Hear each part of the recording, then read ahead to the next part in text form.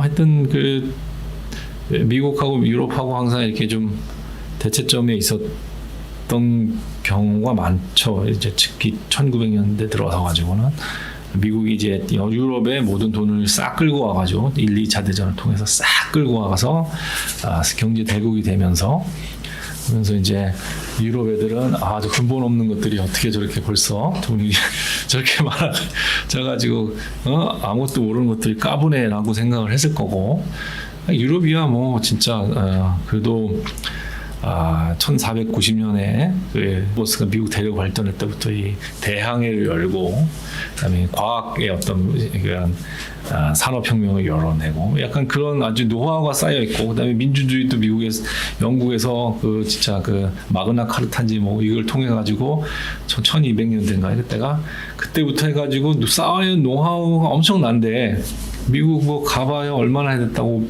미국 얼마 된 겁니까? 1776년에 저기 Declaration Independence, 그 독립 선언을 한 다음에, 그죠? 워싱턴 아저씨하고 이제 뚱짱뚱짱 해가지고 영국 애들을 몰아냈죠. 그리고 이제 13개의 주가 딱 이제 인디펜던트 독립을 해가지고 살다가 갑자기 어떻게 됐어요? 갑자기 프랑스하고 영국하고 한 7년을 전쟁하더니 돈이 없네, 얘네들이. 그때부터 미국이 잘 되기 시작한 거야. 7년 동안 전쟁하면서 이것들이 아주 그냥 다 털어먹었죠, 그죠? 그러니까 안 되겠어 이거. 그래가지고 영국이 이제 돈을 막 이제 이게 뭐야, 미국한테 돈 내놔, 세금 내놔, 그래가지고 막 그리고 갖다 막 하니까 안 돼, 우린 더 이상 세금 낼 수 없어. 세금 낼 수 없어, 난 싫어. 그래갖고 미국, 영국하고 싸우게 된 거잖아요. 이게 모든 게 세금이에요, 그죠? 전쟁과 세금. 그래서 이렇게 하고, 미국이 독립을 한 다음에 좀 루이지애나 옆에 있다만 프랑스 땅, 이거를 이제 프랑스가 식민지를 갖고 있다가 7년 전쟁하면서 돈을 다 쓰니까 돈이 없어. 그래가지고 너희들 살아.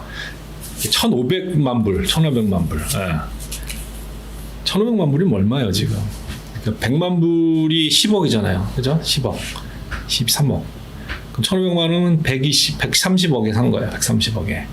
그 루이지애나 땅이, 지금 루이지애나라고 그러지만은 사실은 중부가 다잖아요. 거기가. 미국이 13개 주였던 것이 딱 그만큼 더블 됐어요. 그리고 그 옆에는 이제 멕시코, 그러니까 아직은 이제 스페인 땅이잖아. 스페인 영토인데, 이렇게 이제 남미까지 쭉 해가지고 반 왼쪽은 이제 스페인 땅, 오른쪽은 포르투갈 땅 이렇게 돼 있죠. 그런데 이제 하여튼 그 스페인 땅에서 텍사스 지역에 미국 사람들이 넘어가가지고 비즈니스를 막 하네. 그리고 텍사스 지역의 인구가 90%가 미국 출신이에요. 미국 출신. 그러니까 앵글로색슨이에요. 그죠? 라틴 애들이 아니라, 스페인 계통의 라틴, 포르투갈 스페인 계통의 라틴계가 아니라 앵글로색슨들이 이제 들어와서 살다가 텍사스가 1800년 초에 독립을 하네. 독립을 해가지고 어느 날 갑자기 난 미국 땅이 될 거야, 그러니까 멕시코가 그건 안 되지, 열받아가지고 전쟁을 막 하죠. 미국 때려잡으려고 그랬는데 어떻게 됐죠?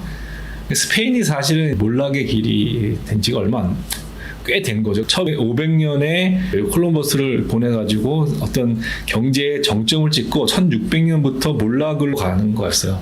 몰락의 이유는 이제 유태인들을 이제 탄압하고 유태인들이 다 네덜란드로 떠난 그게 이제 가장 컸고, 그리고 이제 중요한 거는 은을 발견해가지고 은을 갖고 와서 흥청망청 쓰고 기술 개발 안 하고 그냥 큰 돈 가지고 살다가 경제 기반이 무너지고, 왜냐하면 기술이 없으니까.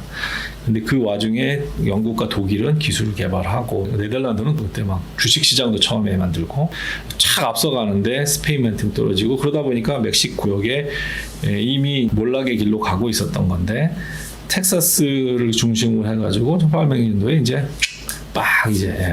전쟁에서 미국이 전쟁에 이기면서 어디 캘리포니아, 네바다, 또 어디죠?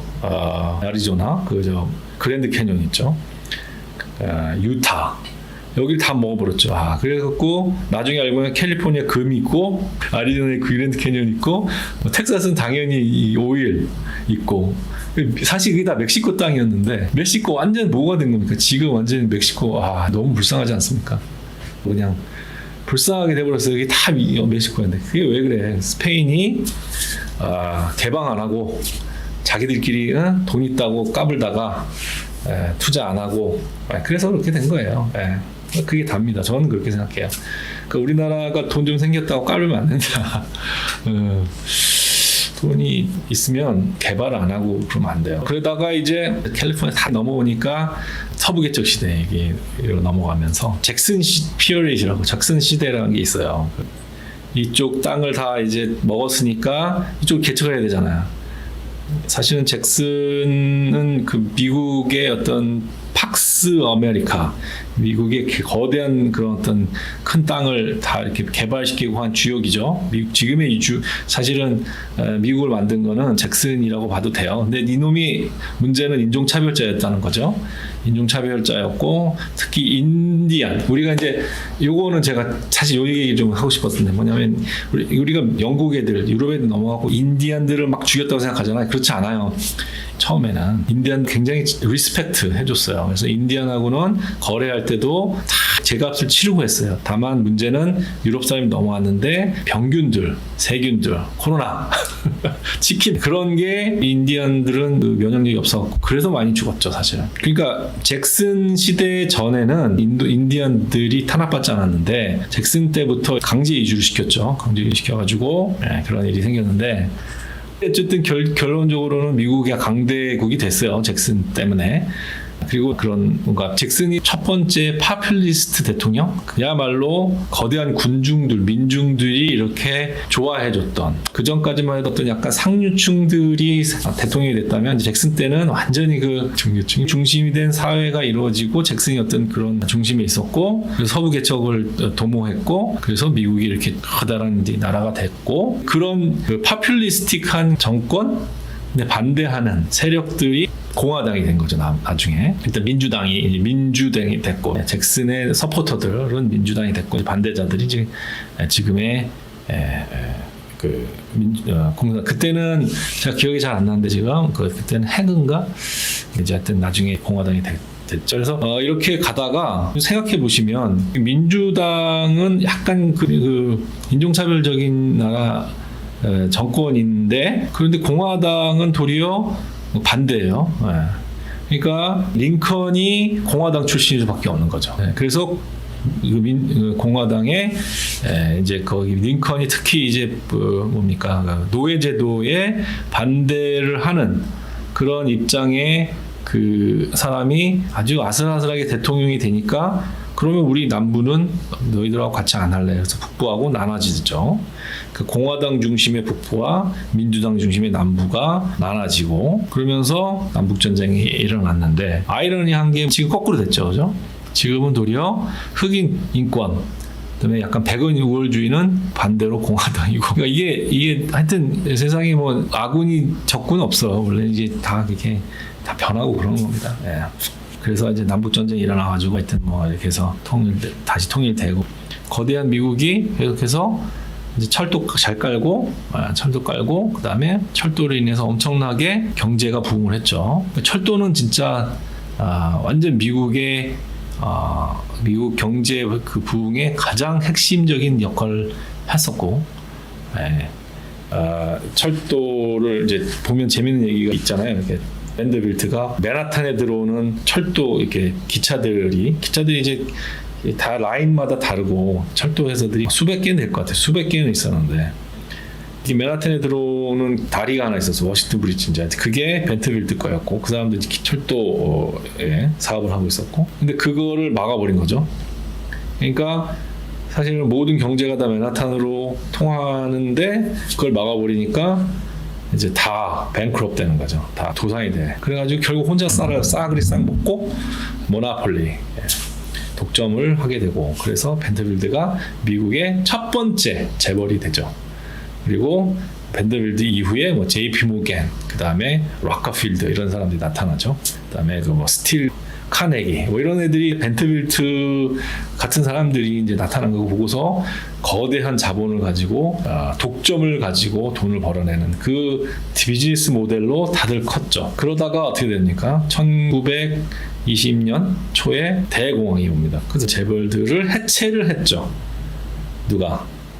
FDR, 프랭클린 D 루즈벨트가 첫 번째 이제 거대한 에너지 사업을 갖고 있었던 스탠다드 오일 다 해산시키고 하여튼 그래가지고 미국의 80%의 경제를 3개인가 4개 회사가 갖고 있었어요. 그러니까 우리나라는 지금 재벌 회사가 전체 시총의 뭐 70%? 그렇죠. 근데 양호한 거예요. 그때 그 비하면. 그걸 다 이제 쪼개가지고, 루즈벨트 그때 유명한 말이 있죠.